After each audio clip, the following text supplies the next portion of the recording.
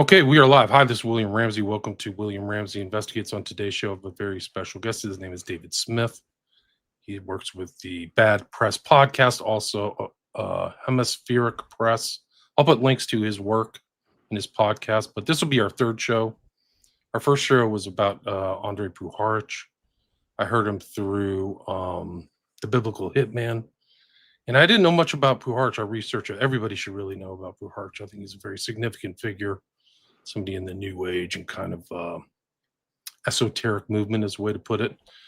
Dulles Brothers, we did the first show and we've been trying to get this one done. I've been busy all day. Sorry for the late start again, but it's going to happen. So the Dulles, I'm trying to remember, maybe David can remember where we left off, but the Dulles Brothers were giants. One was, for people who don't know, one was Secretary of State under Eisenhower. The other is the head of the CIA in 1953. Starts MK Ultra, but they also had, I can't remember, it was either their cousin or somebody's daughter was also involved in one of the administrations who I can't remember. Probably David knows better than that, but they were really up there until, important until Kennedy fired Dulles in 1961.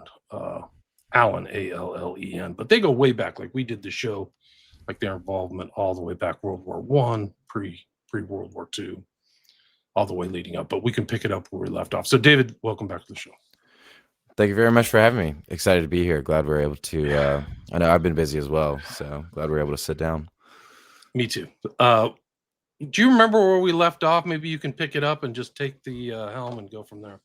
Yeah, absolutely. We left off with Guatemala and kind of the Operation PB Success that Alan Dulles and the CIA ran down there to oust Jacobo Arbenz and put Colonel Castillo Armas into kind of the presidency, and how that sparked a civil war in Guatemala that lasted for over 30 years and kind of culminated with a genocide against the indigenous Maya during the administration of Rios Montt, which was in the early 80s during kind of Reagan. So anyways, this was kind of like the reason that Guatemala is important also for wider Latin American Cold War history is it was the blueprint for what would happen in Cuba a few years later after Castro had taken power through, his the Cuban Revolution. And so the same people that you see organizing Operation PB Success in Guatemala are going to be organizing the Bay of Pigs. So it is, the Dulles crew. And we talked a couple about those names, and there's so many names that it's tough to get a bunch of them straight. But these major figures from the CIA in the 50s and, into the 60s are going to be involved down there in everything that happens with Cuba. And the reason that Cuba is so important is because I think to understand it's a really solid place to begin to try and tackle some JFK research and what happened during the JFK administration, and particularly what happened between JFK and Alan Dulles that led to, when you mentioned that he was, fired from the CIA, the Bay of Pigs and the whole issue of what to do with Castro down in Cuba, really paved the path for that to happen. And that's going to be central to a lot of kind of what happens in the CIA also in the early 60s. And, the anti-Castro Cuban movement is very, very prominent down there, in New Orleans and stuff. So we'll get into some of that stuff. And that puts us like mid 50s kind of with Guatemala. Eisenhower administration. During the Eisenhower administration, like Dulles and the CIA really ran the show, and they had helped Nixon get into the vice presidency. And so early in Nixon's career, he had actually been antagonistic towards the Dulleses. I think it was the Marshall Plan. The Dulleses were in support of the Marshall Plan to rebuild Europe and to invest a lot of money into rebuilding the infrastructure and restarting trade and all of that, kind of thing after after the war, and Nixon was actually opposed to, spending so much money, and wondered why we should be kind of involved in, European affairs, kind of that classic, I guess, isolationist, Republican mentality. But what the Dulles actually did is they brought him over to Europe and took him on a tour and kind of courted him.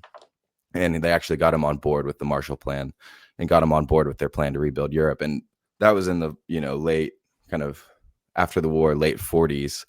And as a result of kind of that relationship, they, I think especially John Foster had an influence, not saying he was the only reason that Nixon got into Eisenhower's vice presidency, but they were, cultivating that relationship. And so that relationship with Nixon continued all the way through the Eisenhower administrations. And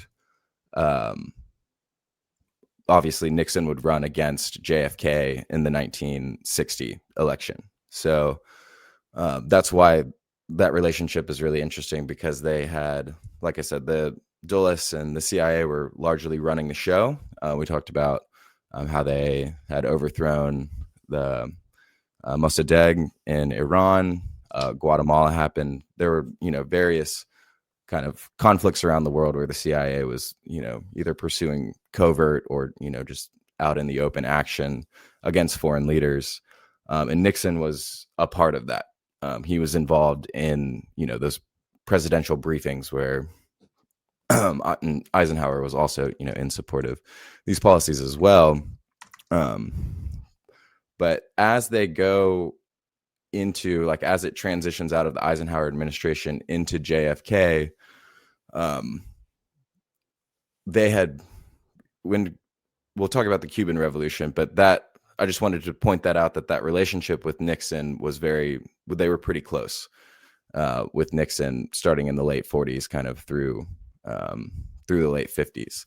So the primary, the primary issue of the 1960 presidential election between Nixon and JFK was the issue of Cuba and the Cuban Revolution. And so Castro, I think on January 1st, 1959, declared, that they had won the revolution and had taken control of the government. And they had overthrown Fulgencio, or Castro and his, guerrillas, and Che Guevara had overthrown the Fulgencio Batista regime, who had been very cozy with the United States. Very cozy with United States corporate interests. We talked about United Fruit Company in Guatemala. There was a similar setup with different corporate interests in Cuba. It supplied the United States sugar, which is, a huge deal to, companies like Pepsi or Coca-Cola, different, corporate giants like that. And then there was also, they had turned under Batista. He had allowed, the mob to operate rather freely and open up casinos, open up brothels. And so there was an organized crime interest as well as a United States corporate interest in Cuba. And so this is, I always think of that Godfather scene in Godfather 2, where like the corporate interests and the mob interests are there before the overthrow. And I think it's a really good, like, symbolic representation of that era, the pre-Castro era. Sorry. Yeah, no, that's perfect. Lansky, like Mo Green, I think is it Green, or who's the guy who plays the Lansky figure? Yeah, I can't remember off the top of my head, but it reminds me of. I was looking into this the other day. It was something called the Havana Conference, and the Havana Conference was a meeting of the different organized crime families in Havana. And what had happened is, I think it was Meyer Lansky, or I forget there was one of the, like, mob bosses, like the head. I mean, he was basically the head of the head of the families, had been arrested on charges. And then the FBI had contacted him as a part of, I think it was like Operation Underworld, to provide intelligence about German activity on the eastern seaboard of the United States. And so they were worried about German sabotage. And yeah, I think, is it Lucky it was one of Luciano, the I think, was involved in the docs. I think he was one of them. yeah, it was an Italian. It was and so that's what I forget. There was two. Johnny Rosselli was around there. Yeah, I And, think it was yeah. Luciano. I think you're right about Luciano. And then Lansky, I think, went down to the Havana conference. But it was interesting because Luciano was allowed to be released from prison for providing intelligence to the FBI, and he was deported, quote unquote. He was given like a hero's send off back to Italy. And then after kind of, running things from Italy for a while, they called a conference down in Havana to basically reorganize organized crime in the United States. And he was kind of declared, I think it would have been Luciano was declared kind of the head of the families. And then you have, obviously the interest of Santo Traficante as kind of like getting Cuba.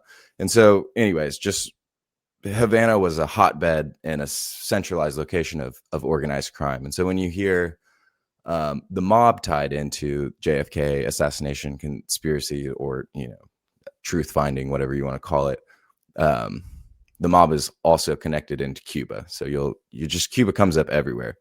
But anyways, Castro overthrows them. Obviously, the United States is very opposed to Castro. He's not super communist to begin with, but given what he did, it was the only place for him to go was the Soviet Union. And so he quickly allied, and they became more of, and there were communist influences in his movement.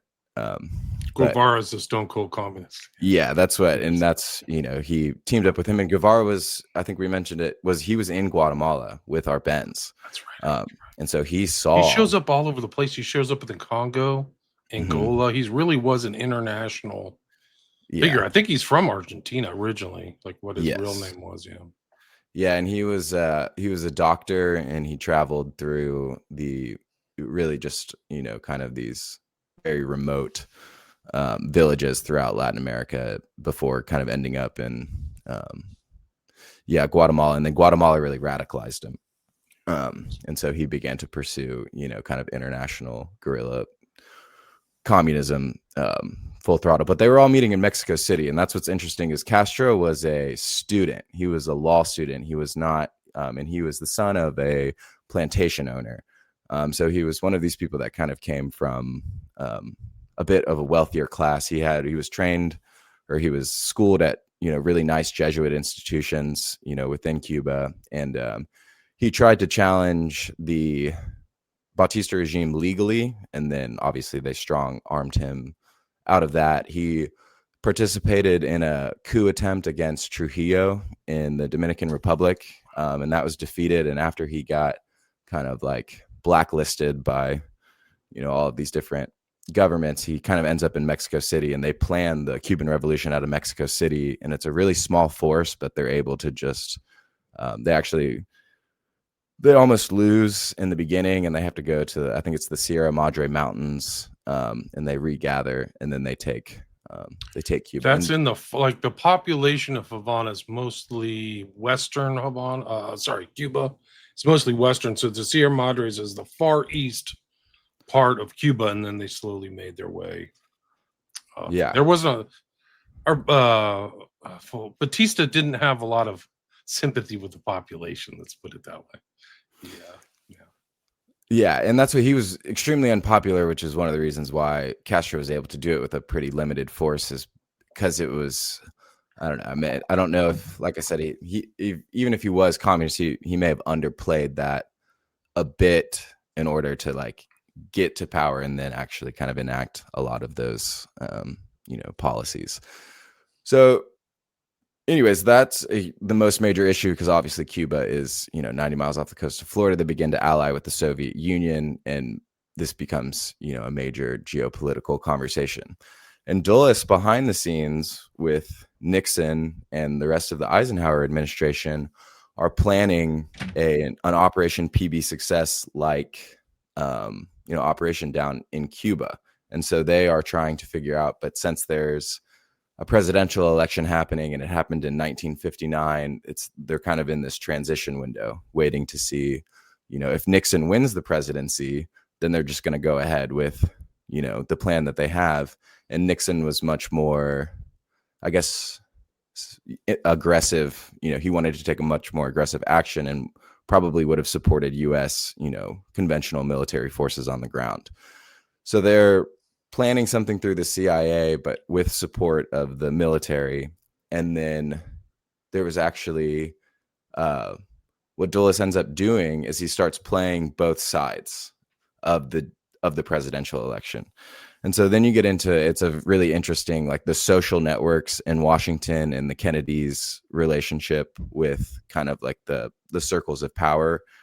It's like the Kennedys were obviously in those networks, like they, were different, being Irish Catholic and not necessarily being, kind of from super traditional money. But the point of that is JFK and Dulles were in the same circles, and Dulles had met JFK, previous to the presidential election, and he had, different contacts with both JFK and with Robert Kennedy, kind of throughout the early processes of the election. And so he would actually go and give John F. Kennedy briefings about CIA's plans, or kind of like what they were, their policy positions towards places like Cuba.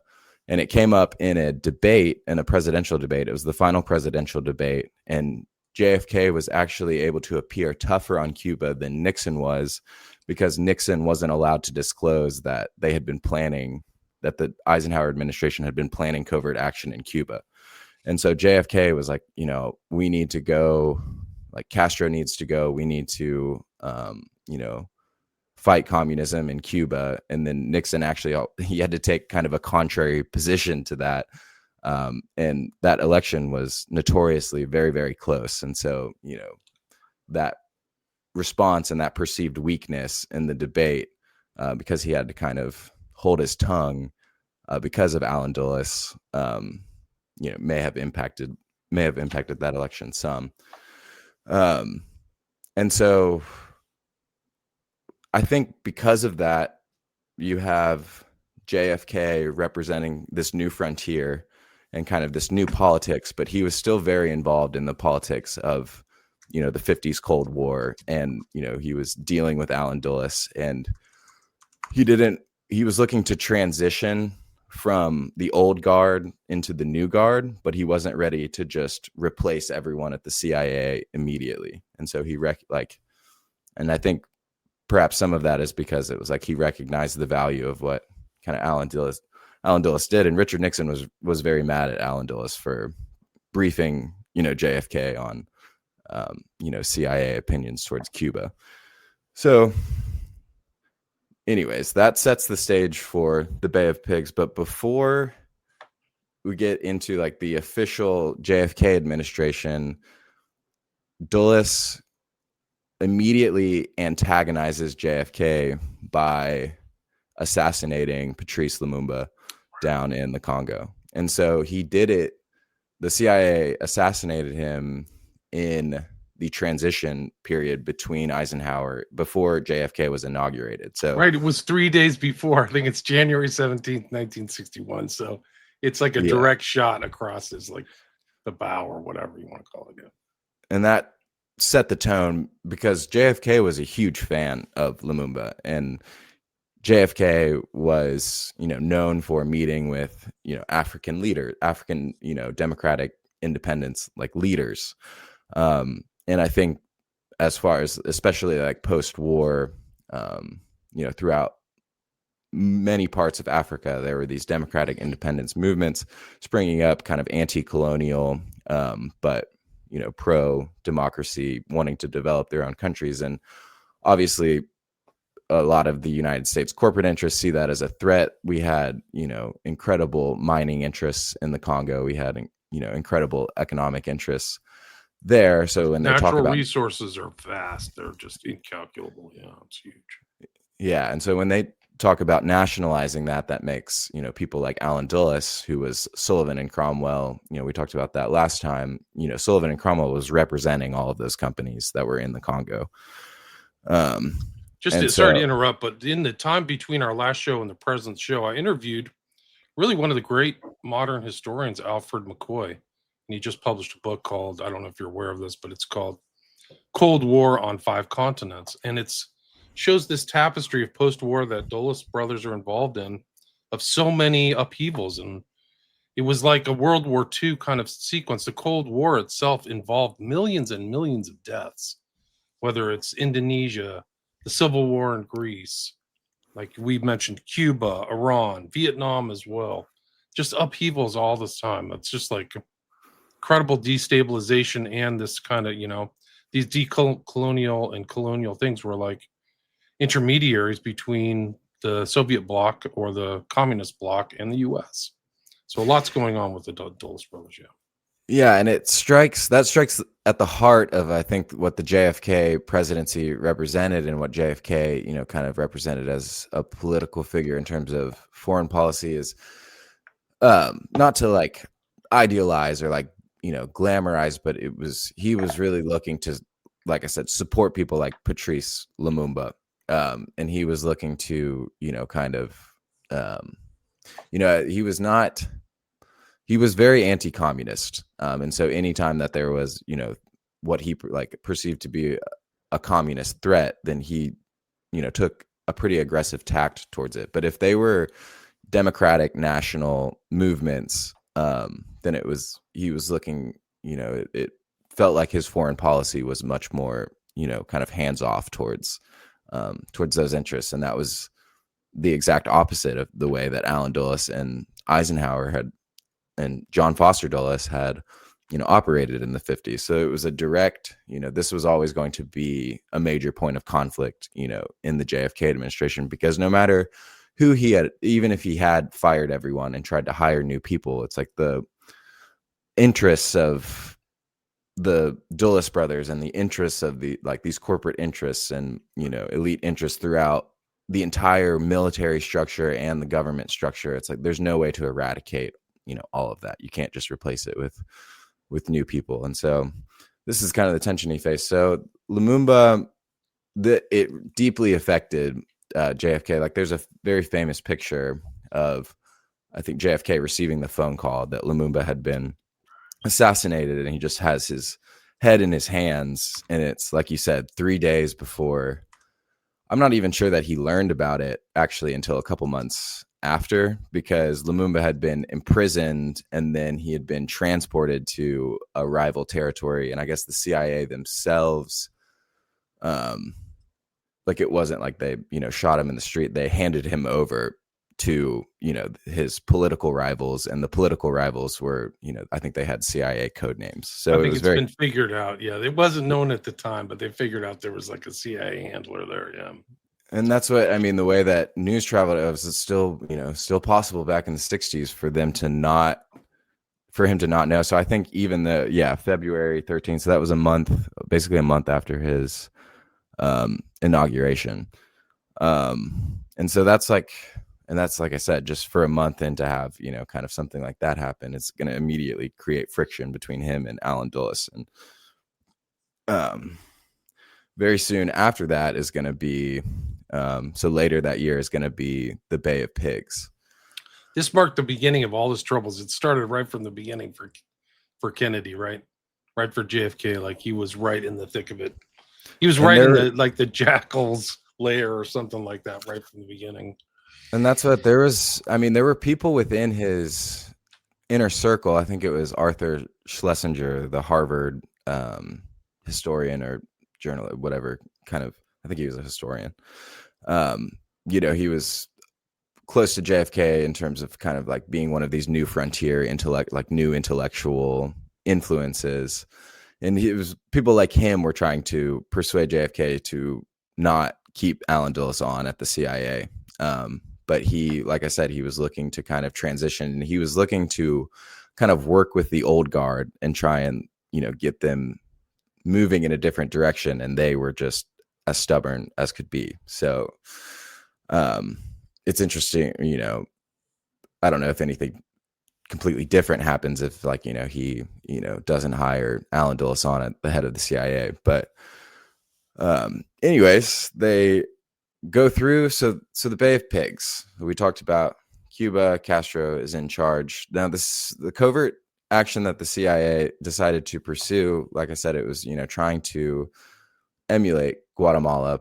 They train a force of Cuban exiles, so people who had fled the Castro regime, whether it was because they had their livelihoods threatened or it was, they were political targets. Castro went on, a huge killing spree, imprisonment spree, immediately assuming power as, a leader does after a coup.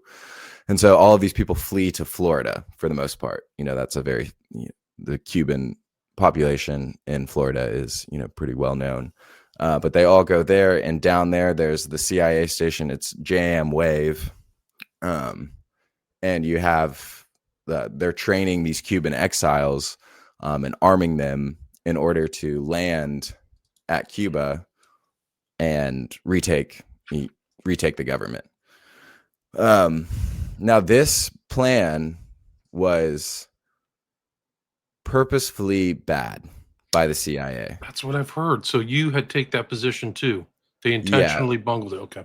And this is kind of the opinion of the Devil's Chessboard and David Talbot. So I'm kind of leaning towards that. So it might be, some source bias, but the way that he painted it made a lot of sense. Is that what they were trying to do was force the president's hand to approve a more conventional military operation. And so they were trying to get these Cuban exiles onto the beach. And then once they were on the beach, they thought that JFK would cave when they said, hey, actually, we need to, pull the warship down there, and we need to back up and provide, support, both air support and, I think some land support as well. And so they set up this plan. I forget how many exiles they have. It's a decent bit. But Castro, it's in the couple thousands, if I remember correctly. I'll have to look that up. Let me see. And yeah, so what they're trying to do is trying to like kind of stir up unrest as they go, and try to get the Cuban people behind them and let the force kind of, perhaps organically grow, and like let that, kind of snowball into, a successful confrontation with Castro's forces. But Castro had he was, I think Guevara was probably the one who was organizing a lot of the military, but they had some serious military, forces on there. It wasn't like, they had a few thousand soldiers. It was, they had tens of thousands and were. So I think according to Wikipedia, it's 1,500 on the American side, and then the Cuban military just like overwhelming force, right? 25,000. Plus another couple 100,000 militias. So like, that's the civil like reserves that they had were, and it was still so fresh from the revolution that the Cuban people were still very willing to listen to an anti-imperialist, anti-US intervention message. Because we didn't talk about like the Spanish-American War and the history between the Spanish-American War and Bautista, but essentially the United States military was very involved in organizing politics down there. Just a recommendation for you or other listeners. I interviewed I think she's an NYU professor. Her name was Farrar, and she wrote a book called Cuba, An American History. So it's very interesting. So it's like looking at Cuba from, Uncle Sam's kind of point of view, and how important Cuba was as a linchpin for like colonialization. Oh yeah. It's always at the center of a lot of stuff, the conflict, Spanish-American War. And then I interviewed her, and then she went on and she won the Pulitzer Prize. So good. Oh, that's amazing. Yeah, I'll have to look at that. Listen to the guy. She's super great. I mean, it's a great book. It's readable. It's accessible. It's not like, doesn't have that kind of dry academic feel. And it's just got a lot of really interesting facts. It's really great. Let me see if I can pull up the book title for everybody. Yeah. But yeah, you can listen to the interview on William Ramsey Investigates. Yeah. And that's what, I'll be the first to admit that I'm not. I learned a lot from that book. It's really good. I didn't know a lot of the stuff she was talking about. Yeah. But that's what, Cuba, that was the sugar plantations that Spain, operated down in, Cuba was massively important to the transatlantic trade. I mean, it was especially in the rum trade. They would send the sugar, Spain would send it up to a lot of times like New England, who would make the rum, who would send it over to, over to Great Britain, who would then use, rum as basically a currency to trade. And so, I mean, that the rum trade and, that the Spanish were making enormous amounts of money. And it was obviously some of the most vicious forms of slavery in the hemisphere. Yeah, Cuba was sugar farming is really rough. It's really hard to do, like with Manuel Label. Here's the title: in American history, Cuba in American history, and it's Ada Ferrer. It's like a 4.6 on Amazon, but it went on to win the Pulitzer Prize. So you can look it up in my archives, just Ferrer. People check it out. Yeah, absolutely. Well worth your time if you love history. Yeah, I will definitely be. I'll be listening to that. It's only $2.99 on Kindle, guys. Get your books. Wow. Yeah, that's really cool. Yeah, it's cool. And then we mentioned the Spanish-American War, and that was Teddy Roosevelt and the Rough Riders. They go and they quote unquote liberate Cuba, but that was just opening. It's getting the Spanish finally relinquish Cuba, and then we get the corporate interests, and we get to kind of have it in our sphere of influence. And so tons of history, really, really fascinating. But it gets to, so like I said, the people of Cuba were, they had been under the Spanish until 1898. They had been in the sphere of influence of the United States up until 1959. And so they were still, obviously, I think, in the next few years, Castro would really like show his true colors, and people would see kind of the, some of the atrocities of his regime. But early on, I don't know if, like, I still think, the idea of a popular revolution in favor of the United States sweeping through Cuba was not realistic. And so they land on the beach. They try initially. So they did send planes to bomb the airstrips, and they actually knocked Cuba down to about, I think, like 7 or 8 planes. But they didn't completely wipe out the Air Force. And because of that, the Cubans are able to sink one of the ships that the CIA provided that was providing logistical support. And so they cut off all communication and supplies from the people that landed off the beach pretty immediately. And so as that happens, and they knew exactly, kind of where the United States was going to land. They had set up, forces to meet them. And so immediately, the CIA starts calling back to Washington. And this is, so I think Richard Bissell really oversaw a lot of this, the Bay of Pigs. And he was the deputy director to Dulles. But obviously Dulles was very, very involved in the planning of the Bay of Pigs. And Bissell ended up getting fired too with Dulles, if I remember correctly. Yeah. And he, and like I said, there's so many other names that get involved. I should have, just a list of Shackley, the blonde ghost, is over there.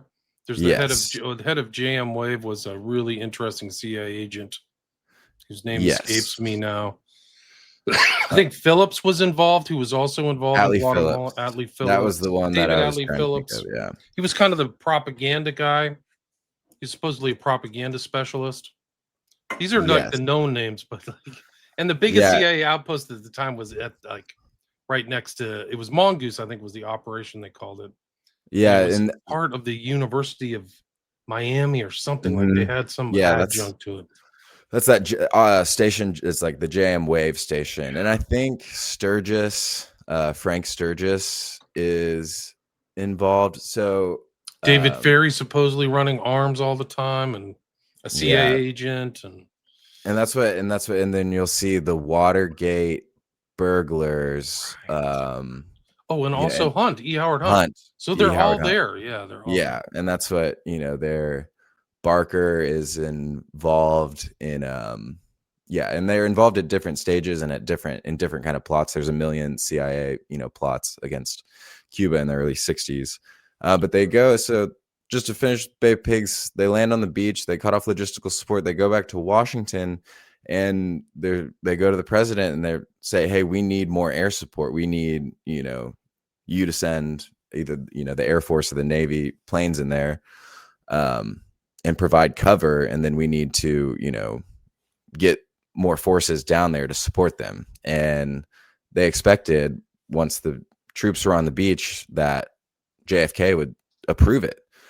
And that's what, I guess that was like Dulles' calculation, is the reason that the planning of it. I don't think he necessarily thought that force of 1,500 was going to succeed in overthrowing Castro, but I think he did believe that JFK would cave to sending in, more support. And JFK, to his credit, did not cave. And he did not provide I think they support. were used to Eisenhower just rubber stamping everything they said. Like, Yeah, okay, and that's all right. Eisenhower just like, you want to throw that, do it. And this was and different. And I also, one other thing is, E. Howard Hunt was very close to these guys. So he wasn't some kind of like set aside. He was doing the training and shoe ending and stuff. So he had personal connections to a lot of those anti-Castro Cubans leading up to Bay of Pigs and after. I think you wrote a book about it. There's a book about him and them. Yeah. And he's and then Hunt actually wrote, it was like his son interviewed him about kind of all of the stuff with Cuba and JFK and kind of Watergate and some of this different stuff. And he had some interesting things to say. I mean, it's all, it's spooked out, but still he, begins to at least open the lid on, some of the stuff that was happening down there. So JFK, all of the, the Bay of Pigs invasion force gets either killed or captured. And it's an absolute disaster for the United States. They look completely foolish, and they look inept, and they look, terrible. And so JFK publicly takes the blame and says that this is on me. I approved the mission, and, we miscalculated. This is my fault. So publicly he takes the blame, but then behind the scenes, he puts the blame on Dulles. He puts the blame on Allen Dulles and begins to try and negotiate a way to remove Dulles from the director of the CIA, and put someone else in. And so he doesn't do it immediately. It kind of like grows, this kind of movement of his grows over time. But eventually he does axe Dulles, or at least, Dulles may have resigned, but he may have just been, kind of forced out the door. But this is a major, major deal for Allen Dulles. He's been the director of the CIA since, the first Eisenhower administration, has been, I think, director of the CIA for 9 to 10 years at this point, and has overseen, basically the Cold War foreign policy of the United States. He was remained very involved with the Council on Foreign Relations, and was a major figure in the Council on Foreign Relations, and represented a lot of, that organization's interests while in the CIA. So it's, he had allies, to say the least, who were also kind of enraged at his removal from the CIA. What Operation Mongoose is so even though the Bay of Pigs was a disaster, at this point, JFK was still supportive of removing Castro from power. So he handed operations over to his brother, Robert Kennedy, and Robert Kennedy began kind of running things during Operation Mongoose down in Florida. So he kind of became the point person for that. And so there's a really, not to get too ahead, but there's a famous quote from RFK when, he makes a phone call after his brother has been assassinated, and he's either told or, he just immediately becomes aware that he thinks it's like, quote unquote, one of our guys, because they were involved in training, some of these like Cuban hit squads that were, going after Castro. But what really shifts, so Dulles gets fired, but what really shifts JFK's opinion on Cuba is the Cuban Missile Crisis. And so that happens very shortly after.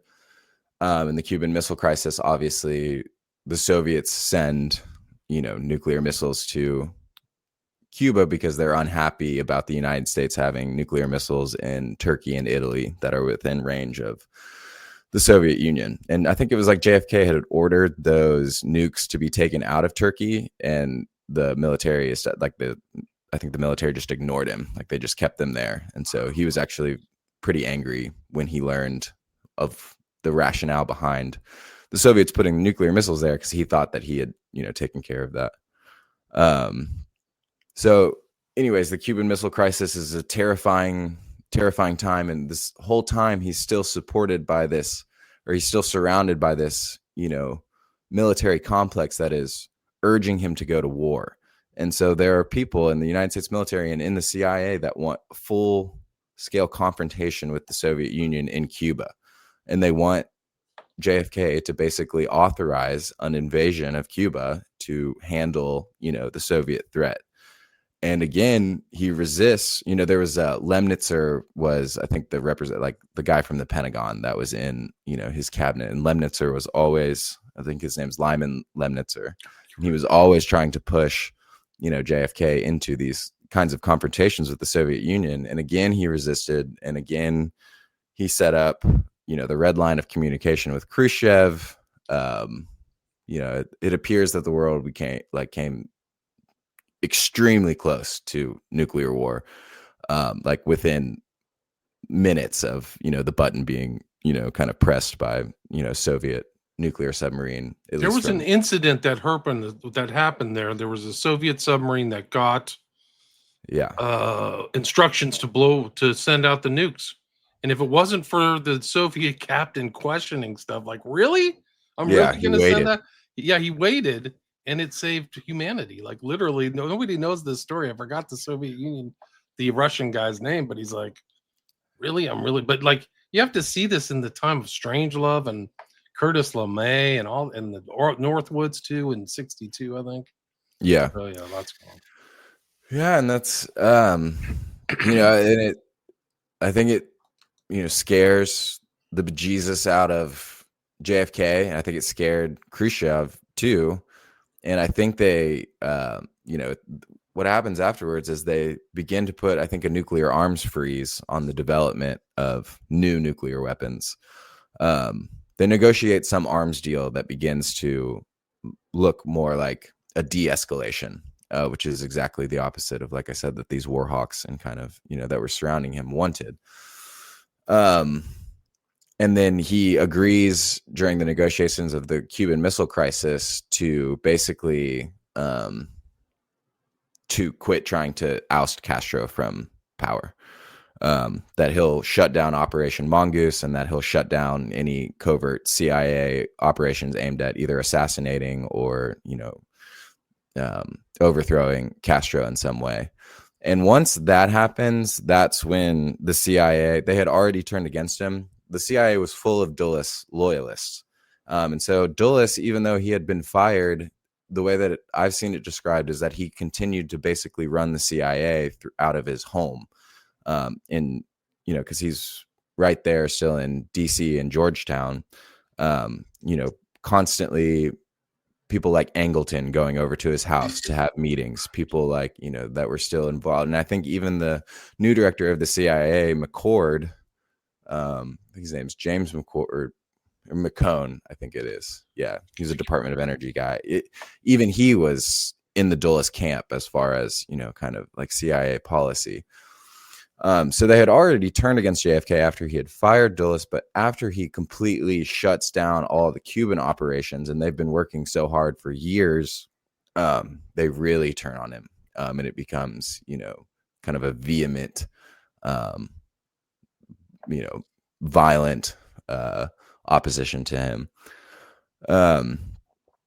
And what I guess, a lot of kind of like, if you're looking at the Cuban aspect of the JFK assassination, and it's all of the hit squads that they had been training, all of the assassination squads, all of the, kind of operations that they had been running, turn from going against Castro to kind of turning inward and looking more towards JFK.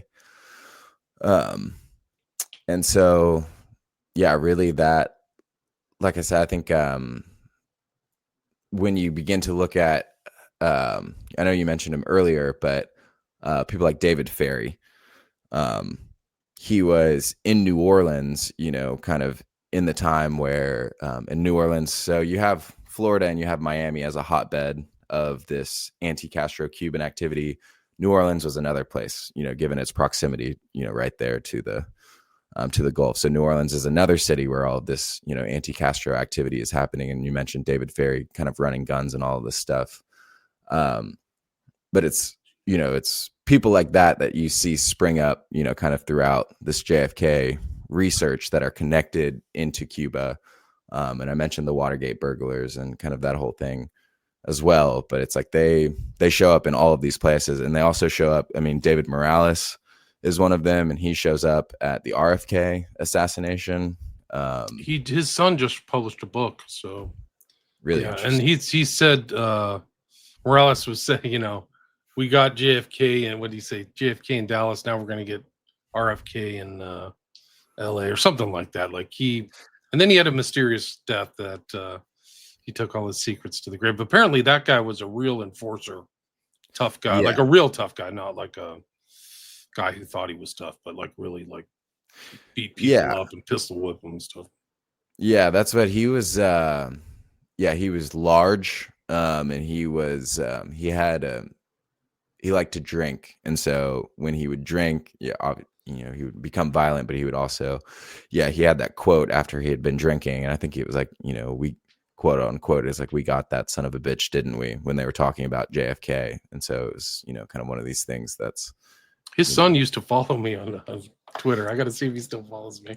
Yeah, because I've mentioned him before. Because like you said, there's all of these characters like Sturgis, Ferry, Morales, real tough guys. I mean, Hunt had like 27 kills or something like that. Like that's what he said. How many people he killed? Shackley, the blonde ghost, is all over the place. Yeah, and it's really interesting because.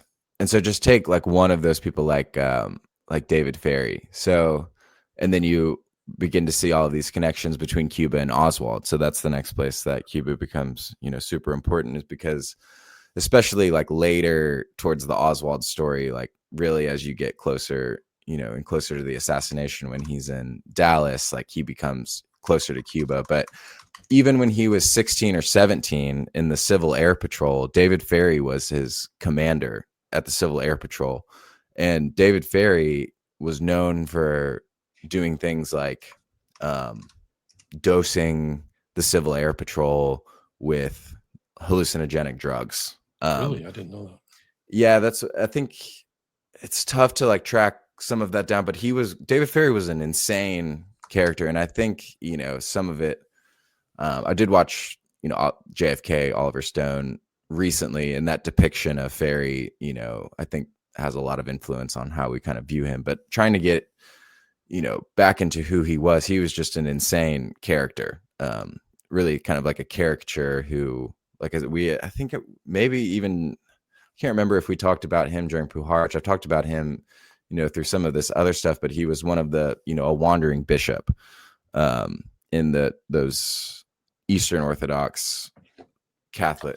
Yeah, it's like a fake. It's a fake like church. It's not authorized by Catholicism or Orthodoxy, but it sounds like, so if you get defrocked by them, you can still keep your tithe. It's an important thing for Catholics, like, is to and it was an intelligence, it was an intelligence network, and it was talking about it in reference to Lavenda, because Lavenda got caught up in some of the same network when he was up in New York. And so I think Lavenda said he was wearing his fake frocks when he went to the RFK memorial in '68 or something like that. Yeah, which is, I mean, I won't say that, but it is interesting that a lot of these other guys who are in these traveling monk orders are in intelligence. I'll just leave it at that. Yeah. And so Ferry was also into hypnotism. Like he would hypnotize the boy. I mean, he was like a polymath involved in cancer research. Yeah. Really a brilliant guy. But he liked 17-year-old boys or whatever, 16-year-old boys. That was his thing. and that's what so it was like, as the leader of the Civil Air Patrol, hypnotism in that era, maybe, it goes kind of hand in hand, especially when you're working in intelligence and stuff like that. It goes hand in hand with narcotics and what they're the narco hypnosis techniques that MK Ultra and stuff like that was Which is in the developing. background of all the stuff. Dulles is the guy who's rubber stamped or stamped Yes. after to start. Yeah, and that's he was supposedly, the rumor is, I haven't found this out if anybody confirmed this, but the person who allegedly trained Ferry was William Joseph Bryan, who I just keep talking about here and there. So he was another traveling monk. He also had that thing. And then if you read, go ahead. Sorry, I was going to ask, was he like the one who was like almost 400 pounds? Yeah, massive. Yeah. Okay. Easily over 300 pounds. Medical doctor, lawyer, friends with Melvin Belli, who was the attorney for Ruby, who's also involved in drug running, gun running to all over the place, actually. I think Israel and Cuba. And he was served as a consultant to, it was Project Artichoke and the Puharich that we talked about, and it was Morse Allen so you had Sidney Gottlieb running it was the technical service staff, and they were running MK Ultra, and then parallel to them, it was the Office of Security, and Morse Allen were running Project Artichoke, and there was a lot of overlap, but that was what, Artichoke was a joint CIA Army project, while the MK Ultra was, they may have worked some with the Army, but it's very important to understand that, because a lot of stuff happened before the CIA get involved. People have the CIA tunnel vision. And Morse Allen was Office of Naval Intelligence.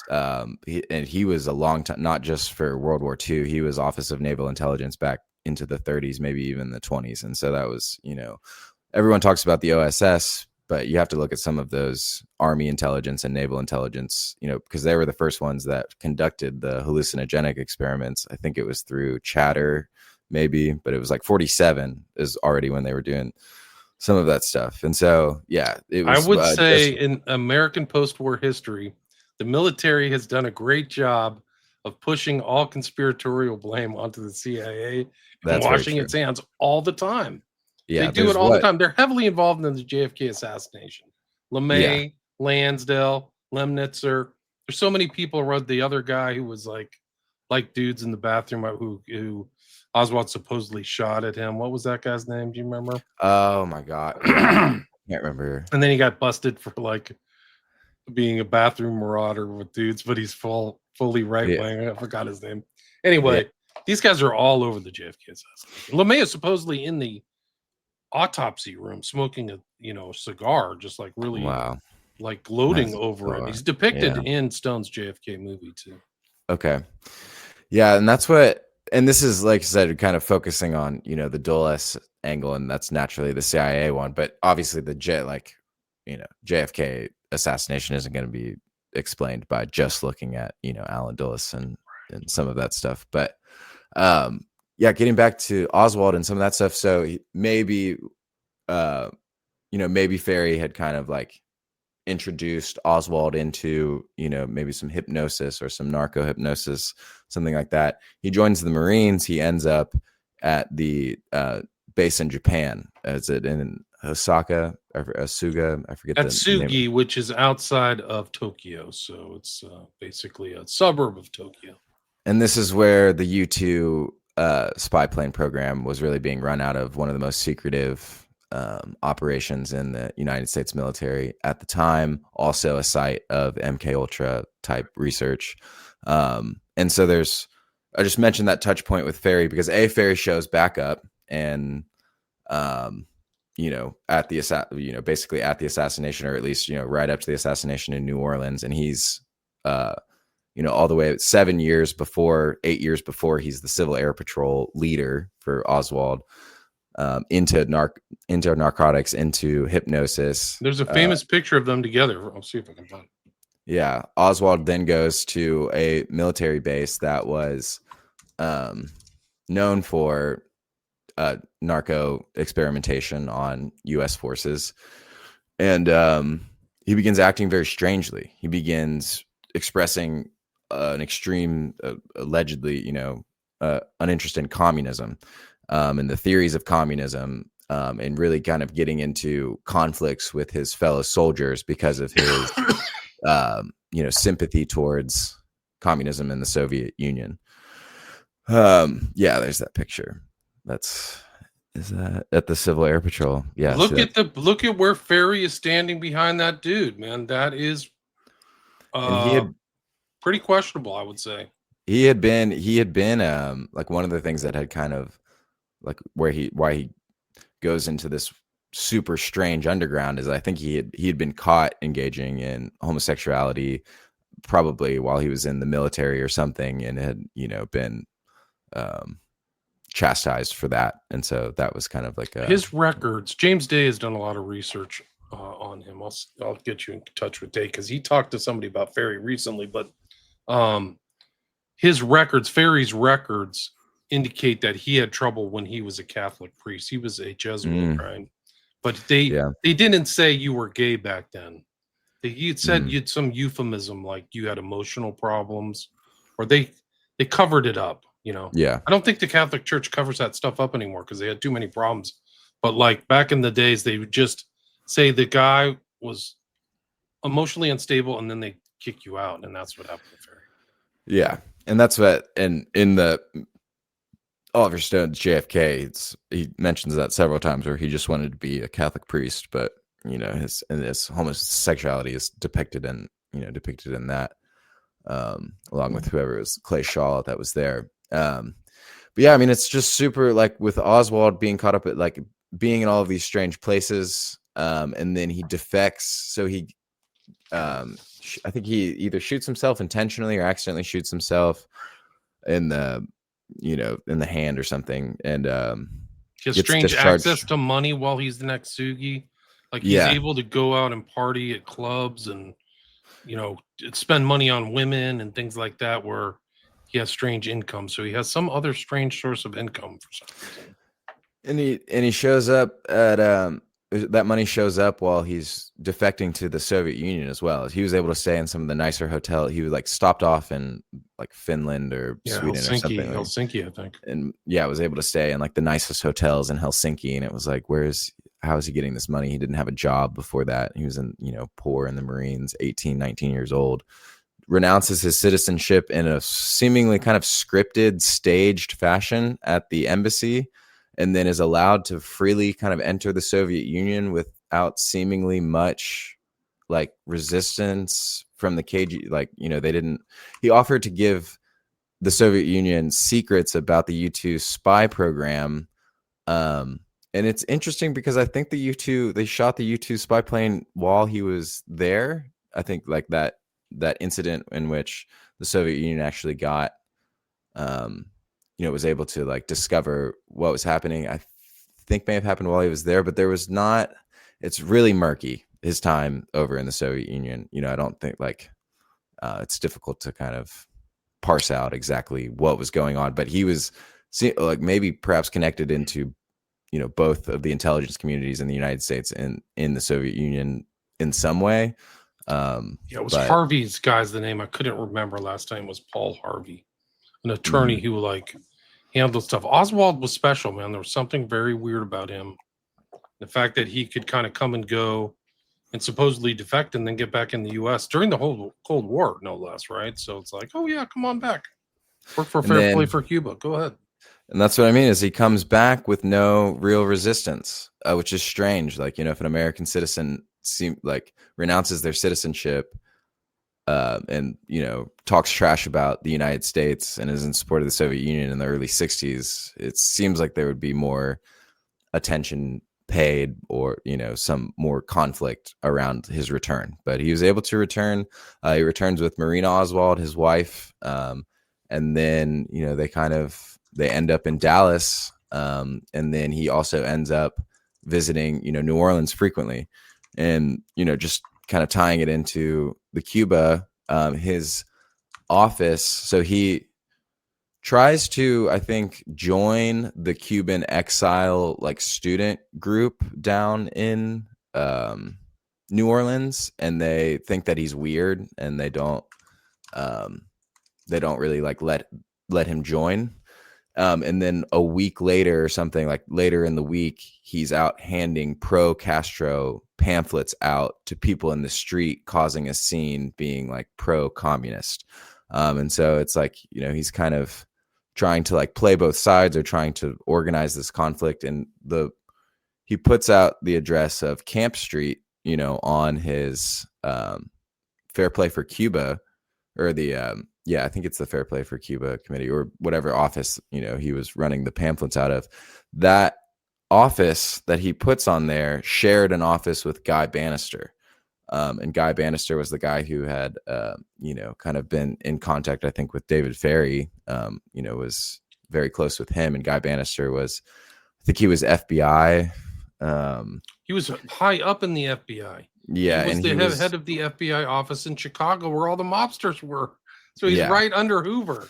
He's like, and he's like a 33rd degree Mason or a Order of the Jesters. Like, he's got all these secret societies, and he's involved in the UFO stuff. Like, he's like part of the UFO sighting. Like, you cannot write this stuff. It's incredible. Yeah, he was the quote unquote, the real X-Files started with Bannister, and it started with, the Kenneth. There were a couple different sightings in Washington State, but he was pretty sure the one that responded, to the Kenneth Arnold sightings, and there's a whole bunch of stuff with that. So again, and it's like he shows up down there. Sorry to interrupt. One more thing though, but Bannister was the character witness when Ferry got sued by TWA.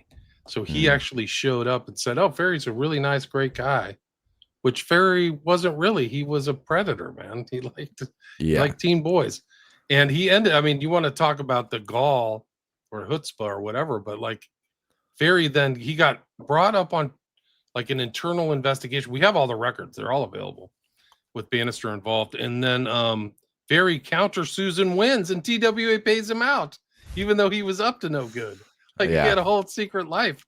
And then the other people in the cap is like Dave Adler. What is it? What's the guy's name who dealt all the drugs? Like, these people are all in the same thing, like the same orbit. Barry Seal, sorry, Barry Adler Seal. All said by Hopsicker, both CIA agents, by the way. Yeah, Barry Seal and Ferry. The day of the JFK assassination, Ferry was in court with Trafficante or whatever, one of these guys. So like, he's friends with Bannister, Trafficante. Garrison talks about seeing him on the street, and Ferry's like harassing him. And then there's a communication between Ferry and like Garrison's guys where he's kind of mocking them because he knows what's going on, but they have no idea. And he didn't end up dead until the real Garrison investigation kind of got started. So that's what I think probably led to his unfortunate demise. Yeah, I think he was definitely the loosest end on that New Orleans investigate. I think that was probably, kind of the easiest target. I mean, obviously they like go after Shaw, but it was, they never really had any hard evidence. But I think Ferry would have been the one that they may have been able to kind of, may have enlightened, some of the situation had they been successful. And, I think these guys are either brought up, they're going to be like investigated, or they're going to be asked questions, and then they turn up dead. Like the same thing happened in the 70s too. Like, whoa. Yeah. When they kind of reopen it after that. So it's just that connection, and that's what, this Fair Play for Cuba. And the other thing that happens that connects him into Cuba is so he's reported, I think, by either the FBI or the CIA or both, as having gone down to Mexico City and tried to either defect to Cuba or like go into Cuba. And what the investigations end up revealing is that it wasn't his, like, so they supposedly had a phone call from Oswald to the Cuban embassy talking about either defection or, some sort of like pro-communist thing that he wanted to do. And the FBI reviewed the tape, and they concluded that it was not his voice, that it wasn't Oswald actually speaking. And so it was a CIA, seemingly kind of a CIA operation to make it appear as if Oswald was working with the communist Cuban government, not the, Cuban exile. And that's probably why he was handing out those pamphlets, as they were trying to cultivate that image of Oswald being pro-communist Cuban, pro-Castro. And if I remember, one of the key elements of the Garrison trial was Oswald hanging out at like a medical facility with Shaw and Ferry in the car. Like, I think that's what that guy who's depicted by Kevin Bacon was like. Saw, I forgot what his name. He had like Gallo or something like that. But that was like the key thing, that like, okay, so Oswald really isn't some kind of independent communist guy. He's hanging out with a guy we're investigating for the murder. Shaw, by the way, is alleged to be a Knight of Malta, like Dulles. Interesting. Which is really incredible. I couldn't confirm Shaw was a Knight of Malta, but I know that in the war he got a lot of very high-end honors by the French government, because he worked under the guy who was the military guy, another military tie, by the way, the military guy who oversaw Operation Overlord, which was the invasion of France in June 44. And it really established his bona fides. Like, he made his bones in the military. He really was a military guy. Yeah, and that's what it's interesting that you mentioned, the French, kind of the French government, and that's one of the things that I've been trying to look into a little bit more. Is it's H.P. Albarelli's coup in Dallas, and he opens with I think his name was Pierre Lafitte, and he talks about the stay behind networks that were organized in countries like France and Italy, and the kind of assassination squads that they had been training there all the way back to like the resistance to the Nazis. But even after that, talking about it kind of is a very like Scorsese is involved in like a lot of these kind of trainings, and so even though it's may have started as kind of like in the resistance during World War II, like in the resistance to the Vichy government, after World War II, it really takes kind of a turn, like vehemently anti-communist and, pretty much fascist. Through real fascism, like real honest to God fascism, the circuit, Yeah. things like that, which interestingly popped up in the Kirk thing. There was somebody said something about, and these are like high-end financing for a lot of stuff. The Cirque to Permindex and all this stuff like that. Like, it's the murky, it's really a fascist. I mean, I'm not using that term in like the left's use of the term, where like they use it in the sense that if you see a group of guys with guns and leather shoes marching together, that's their idea of fascism. But it's not what I would say. It's like an ideological view, or like a imaginative view. The real textbook for you of fascism is a fusing of the government and the corporations together. That's really what it is.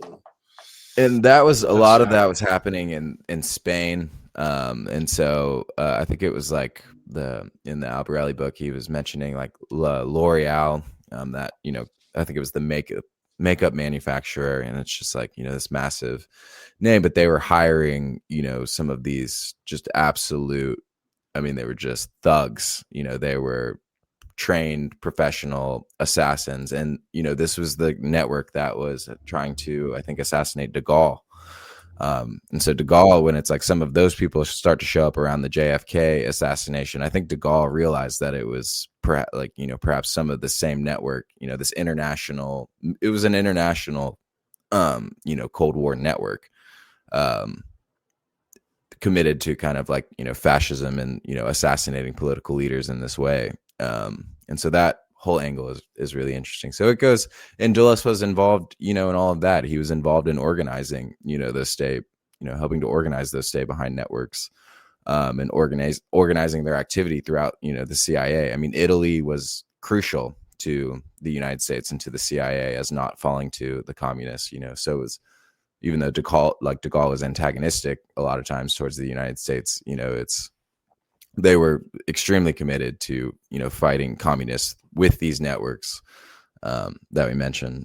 And so Dulles, you get into all of these connections and you get all of these people, and all of them do, tie back to Dulles. And I guess it's like when kind of viewing his, he had motive in the JFK assassination. And a lot of people have motive. It's an interesting quote. I forget who said it, but it was, when they said JFK arrived in Dallas that day, that he was the most murdered man in history, that it was, there were both significant people and institutions that were, aligned against him. And Allen Dulles was certainly one of the most major figures in that whole, kind of anti-JFK sphere. And he was very coy about the JFK assassination, kind of when asked about it. I mean, he gave a very, kind of spooky answer. I think we mentioned that kind of the last time, but it was, not obviously admitting, denying it, but it's a very, kind of What did he say? I don't recall. What was it?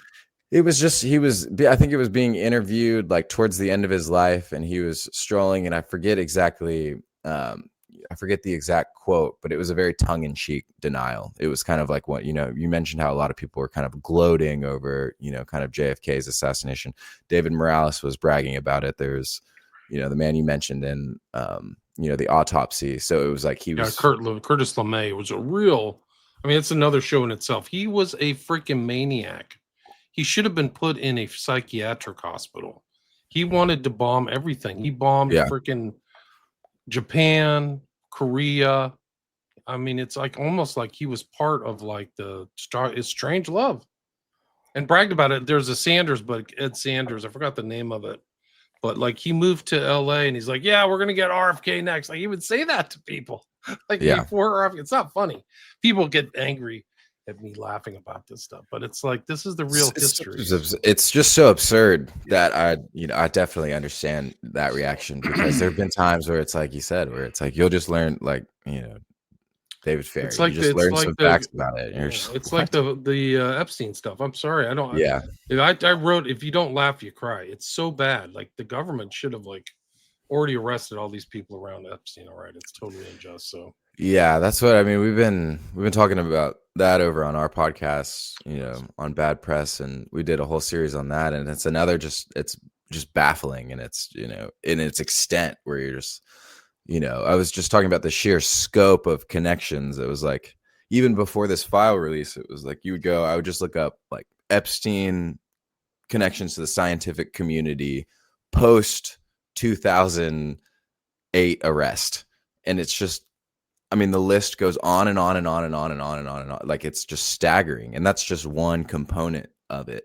That's not even considering the financial sector. That's not considering, any of these other interests that he was involved with. So yeah, I mean, it's just, he was similar in nature. Influence agent. There's no question about it. And not a good one. And really involved in political places. Like he was, if you read his interior emails and stuff, he's involved in other countries and other foreign leaders and wanting certain people deposed, and like the opportunities in Ukraine. So all these parasites, all these jackals, looked at this whole death and everything in Ukraine as a revenue stream. It's crazy. Like, wow. Like, that's not funny. Like, don't get angry at me that they did it. Gosh. Like, I mean, I don't care. I bet people get angry at me about everything, but it just shows like these guys, Dulles is around. I mean, one of the Dulles things about Allen Dulles in the giveaway is he is instrumental in the cover-up. Absolutely. That's like the real tell about Dulles. And also, you mentioned the Talbot book, and I remember the Devil's Chessboard does have something in there by Talbot where he showed that Dulles was at the JFK compound. No, excuse me, at the CIA. They called it the farm. It was kind of an adjunct of the CIA, and he was there.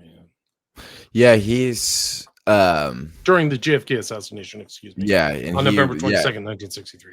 Yeah, he was like he was pretty notorious for like traveling on the day of a huge CIA action. He would usually always be out of Washington, and then he would return after the event had actually. So he did this with Bay of Pigs. He was in Puerto Rico during Bay of Pigs, and then he gets back, and basically it's over. And he spends time. But then you're exactly right. I think he may have been like out of town, during the actual assassination, but then went for like 72 hours and was at the farm. And then obviously, everyone knows that he was on the Warren Commission. And he was really the one that steered the Warren Commission. So, I mean, it was named for, was his name? Earl Warren, Justice Earl Warren. But Earl Warren and Dulles was by this point had been aging too. He was definitely up there. He would have been in his, kind of late 60s. But Warren seemed not necessarily super thrilled to have the task of investigating the JFK assassination, whereas Dulles was very energetic.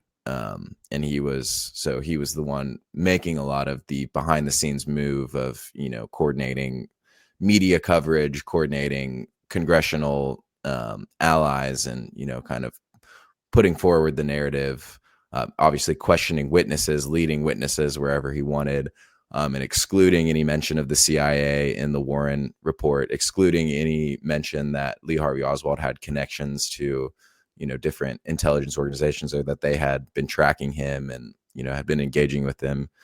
So you're right. I mean, he was the architect of the cover up, the primary architect. And there were a lot of loose ends, and that was like, and it was, this is the thing, is that Dulles, for the most part, is ruthlessly effective in whatever he's doing. And so his nickname is the Shark. Yeah. And so while he is just like this, embodiment of evil, with that, there was, there were, if you were looking at like mistakes from his perspective, it was like he didn't leave a lot of room for mistakes. And the Warren report was, a blueprint for a government cover up. I mean, they did it when, Nixon couldn't, a few years later, he couldn't, and the rest of the CIA, they couldn't cover up, everything that happened at Watergate, that explodes in their face. But, for the time being, at the time, the Warren report, puts forward that narrative, and then as the it's used as the foundation, to undermine the rest of the investigations that come up kind of throughout history. Yeah, it's really incredible. There is an interesting tie between Dulles and kind of our current thing with Epstein, and it's a journalist by the name of Gordon Thomas. Have you ever heard his name? Yeah, I've heard that name. Yes. He wrote a book. It's titled, I recommend to you and the listeners to check this book out. You can find it on archive.org. It's called Journey into Madness, The True Story of Secret CIA Mind Control and Medical Abuse. And the interesting thing about him is that Gordon Thomas knew Dulles and was hanging out in D.C. I think he was either the foreign correspondent for some UK group. And it's really remarkable. It shows his friendship with Ewan Cameron and all these guys in Helms, and they would have secret meetings, but also this kind of private diplomacy. They were part of the Georgetown set. Yep. And so was JFK. And a lot of these people were like, and a lot of those people died. Like, I forgot the woman's reporter name. She died mysteriously. The one that Mark Shaw writes about. Anyway, Gordon Thomas is right there and really having discussions, and they're talking about the Manchurian candidates and things like that in the mid 50s. And then Gordon Thomas kind of ties into the modern thing because he wrote about Robert Maxwell, whose original name was Abraham Laszlo. He changed it. Yeah. He anglicized his name. Really one of the great super spies. And I think his book is called Robert Maxwell, Israel's Super Spy. Yeah. And it talks about his death. Like I think it's about the murder. So they allege his murder. And this is kind of not known. It was known that he was on a yacht in the Canary Lady Island. Blaine. Correct. Very good. And he supposedly slipped off. But in the Epstein files that just were released on Friday, the 30th of January, there's something from somebody. It's redacted. The public has to know this, who wrote this, because it says he was passed away. So it doesn't say he passed away in reference to Robert Maxwell. So it seems to be an inside news and a corroboration through Epstein and some of his contacts that they aced Maxwell. And then his daughter's with him. Daughter's with Jeff. And then I think Jeff, people are putting this out on the internet that Jeff got away and he's in Israel. I think they wasted him just like they wasted Maxwell. That's my opinion. So that's what, the Maxwell. So, I mean, the one that seems to make the most sense to me is that the Mossad put a hit on him, because what happened with Maxwell is it was there was a prosecution that happened in the United States that had to do with Iran Contra, and it had to do with the Mossad agent selling cargo planes, I believe, to Iran. And he was being tried in the United States by the Justice Department for sale of, foreign weapons or, foreign materials. Is it Ari Ben Manash? Yes, that's Ben Manash. And then Ben Manash was involved, or at least had knowledge about the Mordecai Vanunu kidnapping, the nuclear scientist who was blowing the whistle on Israel's nuclear program. Timona. Yes. And so Ben Manash was able to prove in court that he worked for the Mossad. He was able to produce passports that proved that. And so he was acquitted, but he had been burned by Mossad because they didn't support him during that trial. They tried to leave him to hang, and they didn't admit that he was working for them. And then when it came out that he did definitely work for them, they said, oh, well, he was a low-level agent. He didn't do anything for us, blah, blah, blah, blah. Classic story. Well, he went over to Great Britain after he was acquitted, and he started leaking all of these stories about Mossad's activities in the 80s to the British press. And Seymour Hersh, no one would publish it because obviously Maxwell, these allegations involved Robert Maxwell, because Robert Maxwell helped organize the Vanunu kidnapping in Rome. And so he had set up a honeypot because Maxwell was a British intelligence agent, and he was also a Mossad intelligence agent, and he was probably a KGB agent, and he worked closely with the CIA. So a super spy in every sense of the word, but probably most active with the Mossad, especially in the 80s. And so the Mossad approached him. They had him organize the Vanunu. And then when he was taken back to Israel, Vanunu was put in prison for 18 years. And so he had the hammer dropped on him. And this is the types of stories that Ben Manash was leaking to the press, but no one would publish it except for Seymour Hersh, because Seymour Hersh was able to use his contacts and able to corroborate, key elements of Ben Manash's story. And Seymour Hersh published either a book or a journalistic series that outed Maxwell as a Mossad agent. And this was in the late 80s, early 90s. And so because it had been aired out in the press, and Maxwell sued him for libel, and Hersh won. And so Maxwell had to, kind of accept defeat.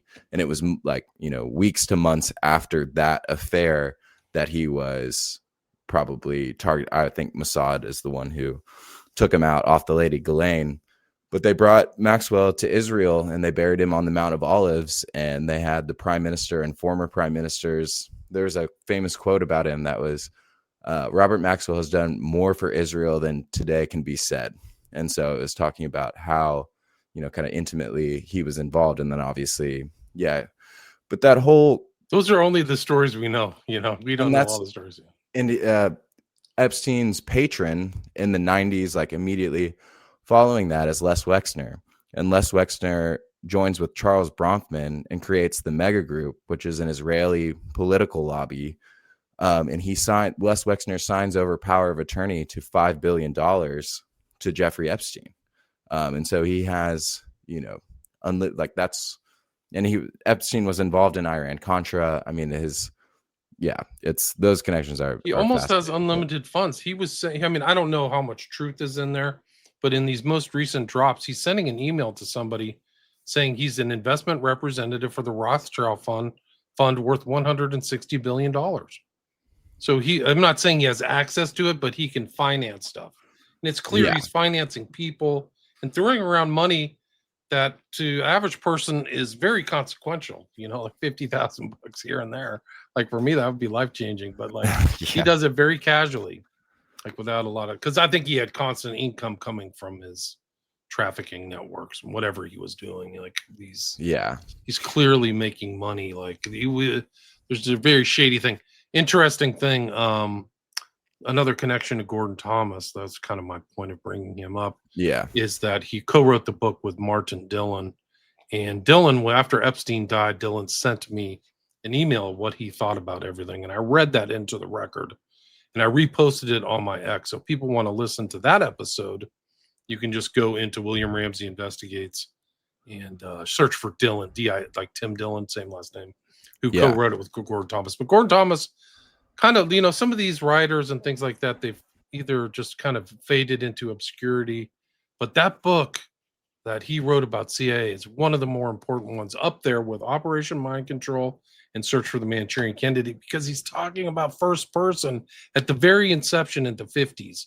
So it wasn't like somebody looking back at all the research and stuff. Like he's literally talking to Dulles. It's really incredible. That is incredible. Yeah. And it's really interesting. Yeah. Because in tying in, I think British intelligence is extremely important, to that story, and British intelligence also with behavioral modification and behavioral control. And I was talking a little bit about this, and I think you said you've interviewed Recluse before. It's Stephen Snyder, but he wrote. Yeah, I've done a bunch of his books and stuff.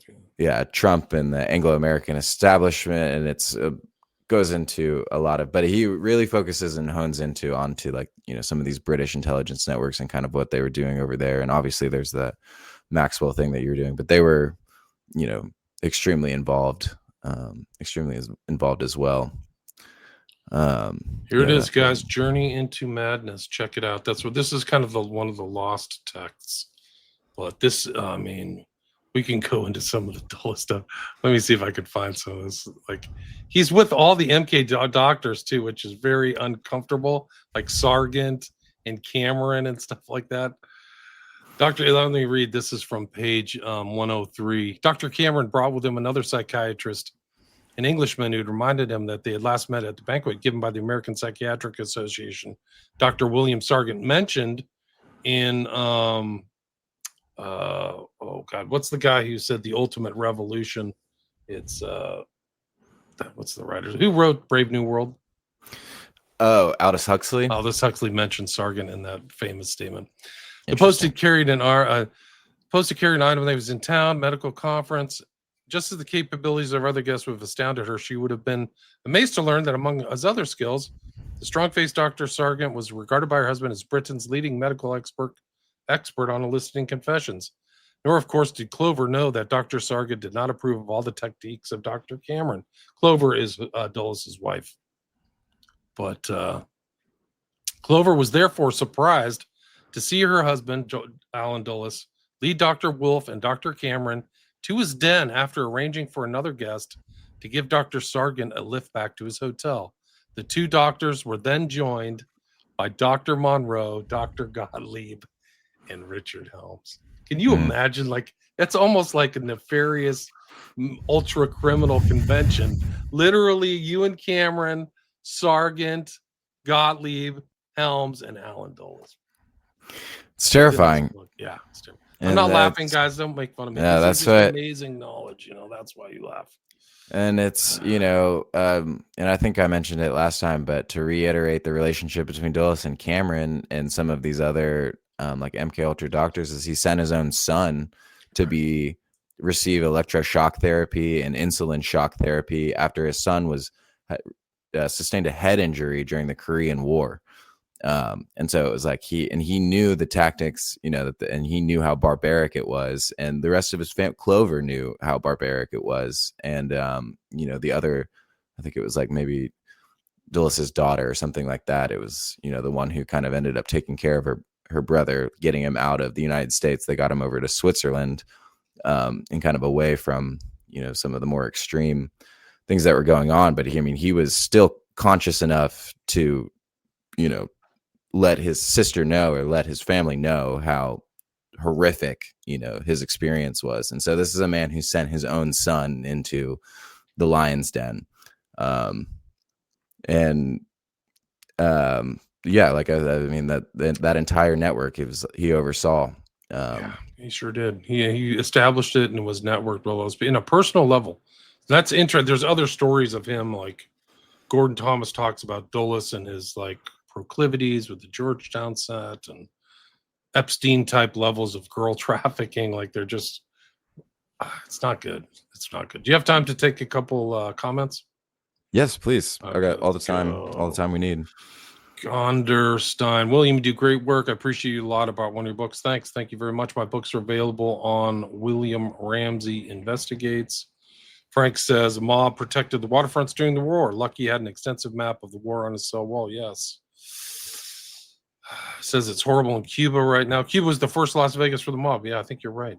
Everything there, like money laundering, stuff like that. Hey, South Tower West. Welcome, Tara. Some of these people show up on all my streams, so I'm just saying hi to them. Yeah, that's awesome. Maybe that's why Alan Dulles wanted revenge. I think so. He had a lot of reasons to do that. Israel whacked JFK. They might have been involved, but they didn't have an involvement in the cover-up. But I think everybody wanted JFK dead. Honestly, I think he was kind of like a sacrificial lamb or something. Yitzhak Rabin was in Dealey Plaza. I did not hear that. Lucien Sarti, Grassy Knoll, French Corsicans. Not surprised. They usually bring somebody from outside of the country because they can do that stuff. They don't have any connections to the people, which is why you see all those weird planes flying around when Charlie Kirk died, because they don't care. They don't know who Charlie Kirk is. It's just another person. Yeah. Regard, William, are you blaming Catholics for whacking JFK? Give me a break. This is just the kind of nonsense people make up. We were talking about a non-Catholic group. It's actually for people who get kicked out of the Catholic Church. These fake Orthodox orders and stuff like that.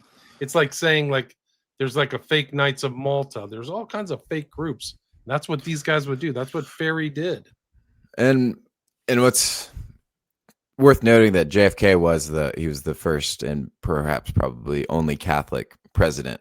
And this was actually many people, especially kind of related to the neo-Nazi movement and, kind of some of these other nefarious organizations in the South and that were extremely present around Dallas, had a lot of anti-Catholic sentiment. And so I don't think, necessarily the Catholics would have wanted to, get rid of JFK. That doesn't seem likely, but, I think Israel. Yeah, go ahead. Oh yeah, go ahead. I was just going to say, thanks, Regard. I don't believe the whole Israel whack JFK thesis. Sorry. I don't believe it. Any connections between Dulles brothers had to McGeorge Bundy? I think he was a key player in Vietnam. Bartos, do you have any ideas about that? Yeah, Bundy was in his cabinet, or I'm sorry, it was in the cabinet of JFK, and I think was actually pretty close with JFK. But after, so I mean, it seems like I think Bundy was kind of an ally, but then once JFK was assassinated, very few people from his administration ever spoke up or, even like actively wanted kind of an investigation. So Bundy, I think does go on to play, a huge role in kind of the Vietnam War, but that's another justification that we didn't really talk about, is JFK appeared to be kind of trying to de-escalate tensions in Vietnam, going against the kind of military industrial complex. But also there's stuff that came out in the Pentagon Papers where he kind of scaled up activity in Vietnam. So it's a complicated situation, but he is definitely he's in a lot of these rooms, with JFK and Dulles and, allies of both of them. So I think McBundy is Skull and Bones too, if I remember. Dorothy Kilgallen, that's right, Bartow. That's the one who was around Ruby, and then she ended up dead. They eat their own. There's some really dark stuff inside. It's interesting too, because I just read one last night of these guys and Jimmy Savile in New Orleans. Like there's a statement. It's not like testimony in court, but there was a statement to the FBI that Savile's hanging around with the Epstein network, which makes perfect sense to me. Make a video of the ISIS that attacked the airport in Niger. This is relevant now. Attacked February 1st. I'm not aware of that. Tara asked, do you have to do is read the JFK files that have been allowed to us? Do you have to do? Well, yeah. All you have to do is read the JFK. I think so. There's a lot of files available now. A lot of great work is still going on. Yeah, I think the public record, I mean, what public investigation is done by, a lot of independent journalists is incredibly valuable. I think we have maybe not the final picture, but I think we have an okay, but it's a lot. So it takes a really long time to engage with and understand. And I'm very far away from, doing anything like that, but it's fascinating. Telegraphic asks, are you familiar with dark journalist theory on the aerospace actors behind the JFK murder? Oswald's co-workers at Riley Coffee went to NASA shortly before the Dallas event. Do you have any thoughts on that, Dave? I mean, I've definitely seen, I'm not familiar exactly with dark journalist theory. I've seen, kind of some talk about it, and how the UFO thing kind of plays in. I think the U-2, kind of somehow the U-2 spy planes kind of plays into that story. It's strange that Guy Bannister, we mentioned him as kind of being connected to the UFO question, how he shows up, super prominently in there. And then obviously when you're talking about kind of like the UFO conversation, a lot of what you're talking about is like the military industrial complex, and the military industrial complex is massive in Dallas. And so it would not surprise me kind of at all, if some of those, like, some of that is true. I don't know, it's difficult to say of, why JFK, for what specific reason was he murdered.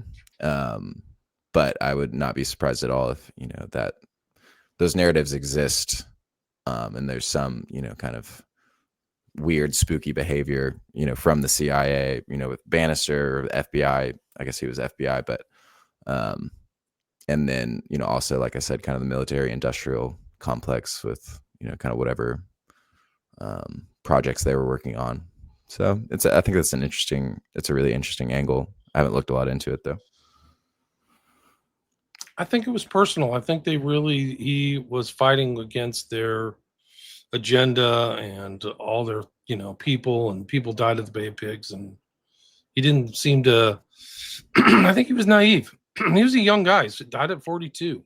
So I don't think he knew that he was in this like wilderness of mirrors and intrigue and what really was maybe going on behind the scenes. He had, I don't know, it's my speculation, but it just seemed like maybe he didn't know the gravity of what he was involved in. Maybe he did.